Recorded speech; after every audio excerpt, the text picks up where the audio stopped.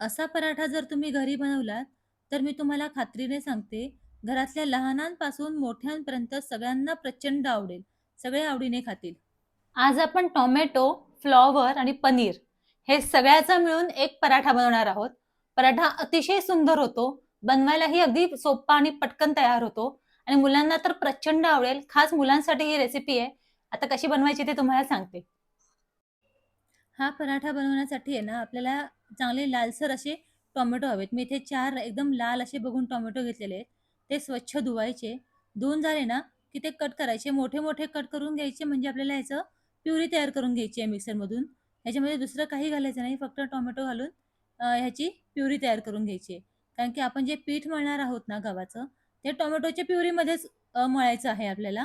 त्यामुळे टोमॅटो इथे आपण मोठा कट करून घ्यायचा आणि मिक्सरमधून बारीक करून घ्यायचं. ह्याच्यामध्ये पाणी बिलकुल घालायची गरज पडत नाही प्युरी करताना. हे बघा व्यवस्थित प्युरी तयार झाली. पण आता आपल्याला इथे काय करायचं आहे, की ह्याच्यामध्ये आपल्याला कणिक मळायचं आहे. त्यामुळे आपल्याला ते एकदम स्मूथ पेस्ट लागणार आहे. त्यामुळे हे काय करायचं गाळून घ्यायचं टोमॅटोची प्युरी. वरती सगळ्या बिया निघून जातात आणि खालती प्युअर पेस्ट तयार होते टोमॅटोची. तर आता ही आपल्याला टोमॅटो प्युरी एकदम तयार झालेली आहे व्यवस्थित. आता ह्याच्यामध्ये आपल्याला गव्हाचं पीठ मिक्स करून घ्यायचं आहे. मी इथे साधारण मोठ्या 2 वाट्या गव्हाचं पीठ घेतलेलं आहे. याच्यामध्ये मीठ घालायचं आणि तयार केलेली ही टोमॅटोची जी प्युरी आहे ना, ती याच्यामध्ये घालून घ्यायची. आता ही घातल्यानंतर मग काय करायचं, थोडं-थोडं आपण कणिक मळतो ना पोळ्यांसाठी, अगदी तशाच पद्धतीने आपल्याला मळून घ्यायचं आहे. थोडं-थोडं पाणी घालून आपल्याला हे पीठ मळून घ्यायचं आहे. आता हे जे पीठ आहे, हे आपल्याला फार जास्त लूजही बनवायचं नाहीये आणि एकदम घट्ट पण मळायचं नाहीये. आपल्याला नेहमीच्या प्रमाणेच अगदी पोळ्या बनवण्यासाठी आपण ज्याप्रमाणे पीठ तयार करतो, त्याप्रमाणेच आपल्याला तयार करून घ्यायचं आहे. ह्याच्यामध्ये दुसरं कुठलंही पीठ घालायचं नाही. फक्त आणि फक्त गव्हाचं पीठ ह्याच्यामध्ये घेतलेलं आहे मी. अगदी शेवटी ह्याला तेल लावायचं म्हणजे चिकटपणा ह्याचा कमी होतो आणि तेल लावून मग व्यवस्थित हे एकजीव करून मग ह्याच्यावरती झाकण ठेवून एक 10 मिनिटं ठेवून द्यायचं. तोपर्यंत आपण बाकीची तयारी करूयात. आता बाकीची तयारी करताना इथे मी फ्लॉवर घेतलेला आहे.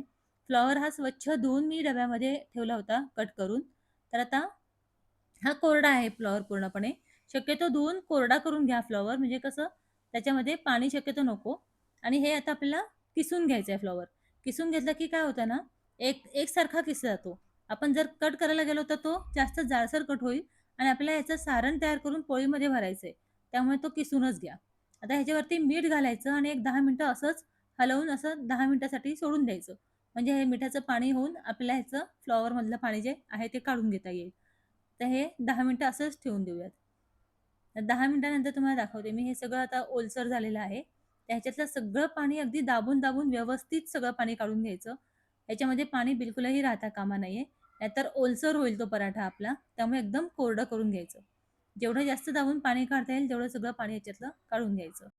या पाण्याने काय होतं ना, ह्याच्यातला उग्रपणा जो आहे ना, तो सगळा निघून जातो फ्लॉवरचा आणि जो म्हणजे उग्र वास असतो ना, तोही येत नाही. त्यामुळे छान असा पराठा लागतो. त्याला वेगळा असा उग्र वास येत नाही पराठ्याला सुद्धा. त्यामुळे व्यवस्थित पाणी काढून घ्यायचं. आता हा सगळा फ्लॉवर जो आहे ना, तो एका बाउलमध्ये घ्यायचा काढून. आता बाउलमध्ये काढून घेतल्यानंतर आपल्याला याला अजून थोडा पौष्टिकपणा आणायचा आहे. त्यामुळे आता इथे एक पनीरची मी क्यूब घेतलेली आहे. पनीर ह्याच्यामध्ये किसून घालायचं. म्हणजे जेवढा फ्लॉवर आहे त्याच्या अर्धं तरी निदान पनीर हवं. जर का तुमच्या मुलांना पनीर खूप जास्त हवं असेल, तर तुम्ही पनीरचं प्रमाण कमी-जास्त करू शकता. मी इथे साधारण 1 क्यूब पनीरची कट करून घेतलेली आहे किसून घेतलेली आहे. ह्याच्यावरती मिरची घालायची, हिरवी मिरची. मुलांना खायला देणार असाल, तर हिरवी मिरची तुम्ही स्किप करू शकता. आवडत असेल तर त्याप्रमाणेच घाला. नंतर ह्याच्यामध्ये अर्धा चमचा धनेपूड आणि अर्धा चमचा जिरेपूड घालून घेणार आहे. नंतर ह्याच्यावरती थोड्याशा चिली फ्लेक्स घालायच्या. छान लागतात आणि दिसायलाही पराठा खूप छान दिसतो. त्यामुळे अगदी थोड्याशा चिली फ्लेक्स घालून घ्यायच्या. नंतर ह्याच्यावरती अर्धा चमचा फक्त लाल तिखट घालतेय मी. फार जास्त नाही कारण की आपण मिरची घातलेली आहे त्यामुळे. आता थोडीशी कोथिंबीर ह्याच्यामध्ये घालून घ्यायची आणि कोथिंबीर घातल्यानंतर मुलांचा सगळ्यात आवडता आयटम म्हणजे चीज. अख्खीच्या अख्खी पूर्ण चीज क्यूब ह्याच्यामध्ये किसून घालतीये. ज्याच्याने त्यांना कळत नाही की आपण ह्याच्यामध्ये काय-काय भाज्या घातलेल्या आहेत. त्यामुळे चीजची पूर्ण क्यूब घाला. खूप सुंदर पराठा होतो आणि एकदम स्मूथ आणि मऊसूत असा छान पराठा तयार होतो. त्यामुळे चीजची क्यूब पूर्ण घालायची. नंतर ह्याच्यामध्ये थोडंसं मीठ घालायचं, फार मीठ घालायचं नाहीये. कारण की काय होणार आहे मिठाने आपण आधी जो फ्लॉवर भिजवून ठेवला होता मिठामध्ये, त्याला थोडंसं मिठाचं चव आहेच आहे फ्लॉवरला. त्यामुळे मीठ थोडं घाला, नाहीतर मीठ जास्त होऊन खारटपणा येण्याची शक्यता आहे. आता हे व्यवस्थित सगळं मिक्स करून घ्यायचं, एकजीव करून घ्यायचं. एकजीव झाल्यानंतर आता आपण भिजवलेलं जे पीठ आहे, ते काढून घेऊयात. त्याच्यावरती थोडंसं तेल घालायचं आणि त्याला पुन्हा एकदा छान मळून घ्यायचं व्यवस्थित. म्हणजे पराठे छान होतात. त्यामुळे एकदा हात फिरवून घ्यायचा ह्याच्यावरती. आता लाटी तयार करायची. पोलपाटावरती पीठ घ्यायचं आणि लाटीचं काय करायचं असं एक वाटी टाईप तयार करून घ्यायचं. जसं आपण पुरणपोळी करतो ना अगदी त्या पद्धतीने आणि मग ह्याच्यामध्ये आपलं जे सारण आहे ते भरून घ्यायचं. आपण अगदी पुरणपोळी करतो त्याप्रमाणे करायचं आहे. फार अवघड नाहीये. खूप सोप्पं आहे आणि पराठा पण खूप छान म्हणजे लाटताही येतो.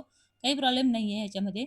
आता हे व्यवस्थित जेवढं सारण भरता येईल तेवढं भरून घ्यायचं आणि हे जी वाटी आहे ही पूर्णपणे दाबून पॅक करून घ्यायची व्यवस्थित. मी करतेय ना अगदी अशा पद्धतीने. हे करून झाली ना, की मग ह्याच्यावरती परत पोळपाटावरती पीठ घेतलेलं आहे ना, त्याच्यावरती हे ठेवून पोळी लाटून घ्यायची आपल्याला पराठा लाटून घ्यायचा आहे. आता हा जो पराठा लाटायचा आहे ना, तो एकदम जाड म्हणजे एकदम पातळ असं लाटायचं नाही, बऱ्यापैकी जाड लाटायचं आहे आपल्याला. कारण की फार पातळ लाटलात तर त्याच्यातलं सारण जे आहे ते बाहेर येऊ शकतं. त्यामुळे थोडंसं जाडसरच असं आपल्याला लाटून घ्यायचं आहे. आणि जर का असं सारण थोडं बाहेर आलं, तर त्याच्यावरती पीठ लावून पुन्हा लाटून घ्यायचं. काही असं फार असं म्हणजे फाटत वगैरे नाही हा पराठा बिलकुलही आणि छान होतो. हे बघा, मी लाटते ना अगदी अशा पद्धतीने हे लाटून घ्यायचंय. आता पराठा लाटून झाला ना हा, की मग तव्यावरती ठेवायचा. गरम तव्यावरती हा साधारण लो टू मीडियम फ्लेमवरती ठेवायचा. एका बाजूने शेकवून घेतला ना, की दुसऱ्या बाजूने छान तूप लावायचं. भरपूर तूप लावायचं म्हणजे काय होतं छान खरपूस होतो तो पराठा आणि एकदम सुंदर म्हणजे चव एकदम एक नंबर येते ह्याला आणि सुगंध पण खूप छान येतो तुपाचा. आता तुम्हाला तूप नको असेल, तुमच्याकडे अमूल बटर असेल ना, तर तुम्ही अमूल बटरही लावू शकता. मी साधारण साजूक तूप लावते. मी कधी अमूल बटर फार यूज करत नाही. पण तुमच्याकडे बटर असेल तर तुम्ही बटरही लावू शकता. काही प्रॉब्लेम नाही. दोन्ही बाजूनी व्यवस्थित हा पराठा शेकवून घ्यायचा. बनवायला अतिशय सोपं आहे. तुम्हाला कशी वाटली रेसिपी मला कमेंट करून नक्की सांगा. तुमची एक कमेंट आली की मला खूप छान वाटतं आणि नवनवीन रेसिपीज बनवायला एक उत्साह निर्माण होतो. रेसिपी आवडली असेल तर चॅनलला लाईक, शेअर, सबस्क्राईब करायला विसरू नका. हा असा पराठा तुम्ही मुलांच्या शॉर्ट टिफिनमध्ये किंवा मग संध्याकाळच्या ब्रेकफास्टसाठी वगैरे जरी बनवलात ना, तरी अतिशय पौष्टिक आहे. एकदा नक्की करून बघा. मुलांना कळतही नाही आपण ह्याच्यामध्ये काय भाज्या घातलेल्या आहेत आणि त्यांना खूप आवडतो.